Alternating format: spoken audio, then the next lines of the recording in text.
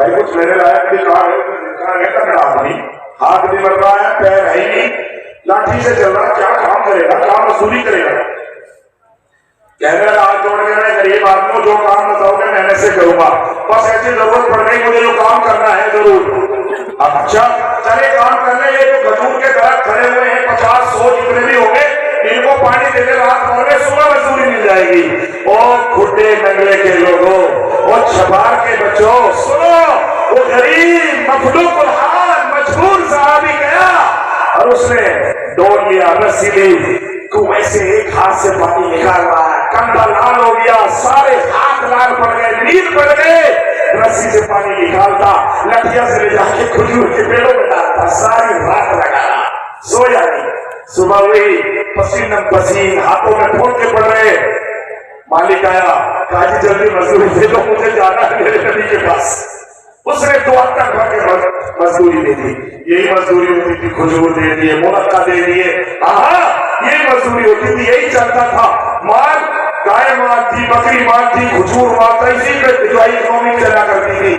دے دیا، چھوڑی بھری اور خوشی نے کندھے پر ڈالا، جیسے گاؤں کے لوگ بھی چھوڑ نہیں مار رہے تھے، وہاں کے توڑتا ہوا مسجد نبوی پر گیا، حضور صلی اللہ علیہ وسلم کے ساتھ نے کہا السلام علیکم یا رسول اللہ، فدا کاری و امی یا حبیب اللہ، میرے ماں باپ آپ پر قربان ہو، اللہ کے رسول میرا چندر بھی قبول کر دیجیے۔ حضور نے فرمایا کہاں سے لائے ہو؟ کہنے لگا حضور بس لے لیجیے، قبول کر لیجیے تاکہ کل قیامت کے دن آپ میرا بھی نام بولتے۔ حضور نے فرمایا کہاں سے لائے ہو؟ کہا یا رسول اللہ ساری رات مزدوری کرتا رہا، اپنا کندھے سے چادر ہٹا کے دکھائی تو رسی کا نشان پڑا ہوا تھا، اپنے ہاتھ دکھائے تو مجبور صحابی دھوکے پڑے ہوئے تھے۔ حضور نے فرمایا اس کا چندہ مدینے کے تمام چندے والوں کے ڈھیر پہ ڈال دو، سب کا قبول کرے گا میرا، ٹکڑے کر لو اس کے کھجوروں کے، ساری ڈھیریوں پہ ڈال دو تاکہ سب کا قبول ہو جائے۔ حضور علیہ السلام کے صحابہ ایسے ہی عورت، ایسے ہی مرد، ایک عورت حاضر خدمت ہوئی، حدیث میں آتا ہے، کہنے لگی یا رسول اللہ میرے پاس مال نہیں ہے، میں بیوہ عورت ہوں، میں مجبور ہوں، غریب ہوں، مگر دل میں ولولہ اٹھا ہے کہ آپ نے چندے کا اعلان کیا ہے، یا رسول اللہ میرا بھی قبول کر دیجیے۔ کیا قبول کر رہا ہے؟ گود کا لیا ہوا بچہ رو کے آنکھوں میں آنسو ڈال کے کہنے لگے رسول اللہ اس بچے کو قبول کر دیجیے۔ حضور نے فرمایا اس بچے کا کیا کریں گے ہمیں تو جوان چاہیے جو دشمن کے سامنے، بموں کے سامنے، تلواروں کے سامنے، خنجروں کے سامنے سینہ ٹھوک سکے۔ حضور نے فرمایا وہ لوگ چاہیے جو سینہ سے ٹھوک سکے۔ حضور نے فرمایا ہم اس بچے کا کیا کریں گے تو بوجھ بن جائے گا۔ اب سنو مائی کا جذبہ، میری کھٹے اور نگلے کی بہنیں سنیں، میری بچیاں سنیں، جذبہ دیکھیں بیوہ خاتون غریب کا۔ کہنے لگی یا رسول اللہ کل قیامت کے دن آواز لگے گی قرآن پر خرچ کرنے والے آؤ، مدارس پر خرچ کرنے والے آؤ، علماء پر خرچ کرنے والے آؤ، مسجدیں بنوانے والے آؤ، درسگاہ بنوا، اور رب کی قسم ان کے لیے بڑی خوبصورت تاج والی سواری کا انتظام کیا جائے گا۔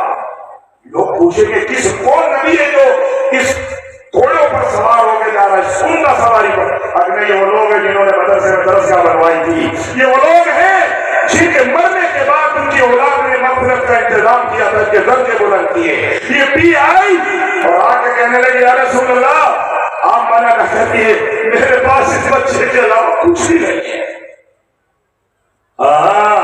جن کے پاس مال ہے ان کے پاس کلیجہ نہیں ہے، اور جس کے پاس کلیجہ ہے وہ غریب یوں ہی روتا ہے جیسے یہ صحابیہ رو رہی ہے۔ یا رسول اللہ منع نہ کرنا، یہ مجاہد باپ کی اولاد ہے، میرے پاس اس کی آخری نشانی ہے، حضور آپ کی گود میں ڈالنا چاہتی ہوں، قبول کر لیجیے۔ حضور نے فرمایا ہم اس کا کریں گے کیا؟ کہنے لگی میں بتاتی ہوں۔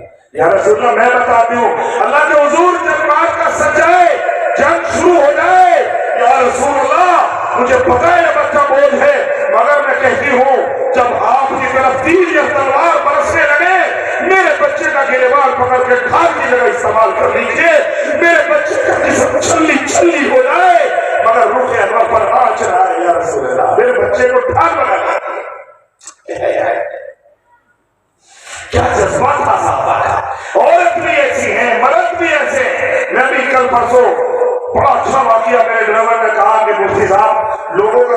लगता है कुर्बानी का वाक़या सुन के, हर जलसे में सुना था, मगर वक्त नहीं है कि आपको सुनाऊं, सिर्फ आपसे यही अपील कर रहा हूं कि ये मौका है आपके पास और हमारे पास। बहुत सारे लोग इस मौके को हर साल गंवा देते हैं। अल्लाह की कसम बार बार नसीब करे अल्लाह इन मौकों को, अल्लाह हमें देता जाए, हम देते जाए, अल्लाह देता जाए, हम अल्लाह खुदा में देते जाए। सबसे ज्यादा अफसोस इंसान को मरने के बाद एक चीज का होगा, ये उलामा बैठे पूछ लीजिएगा, मरने के बाद सबसे ज्यादा एक चीज का अफसोस होगा।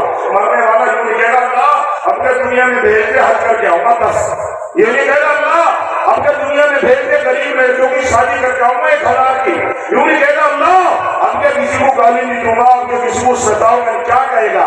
हदीस पाक में आता, कुरान में आता, जब अल्लाह के यहाँ हालात देखेगा तो कभी अफसोस बनेगा, हड्डियां चबाएगा और यूं कहेगा अल्लाह मुझे एक बार दुनिया में भेज, सारी दुनिया को तेरी राह में खैरात करके आऊंगा। पूछ ले मौलाना से, ये कहेगा ना नहीं, सारी दुनिया को तेरी राह में खर्च करके आ जाऊंगा, यानी माल को अल्लाह की राह में कुर्बान करके आऊंगा।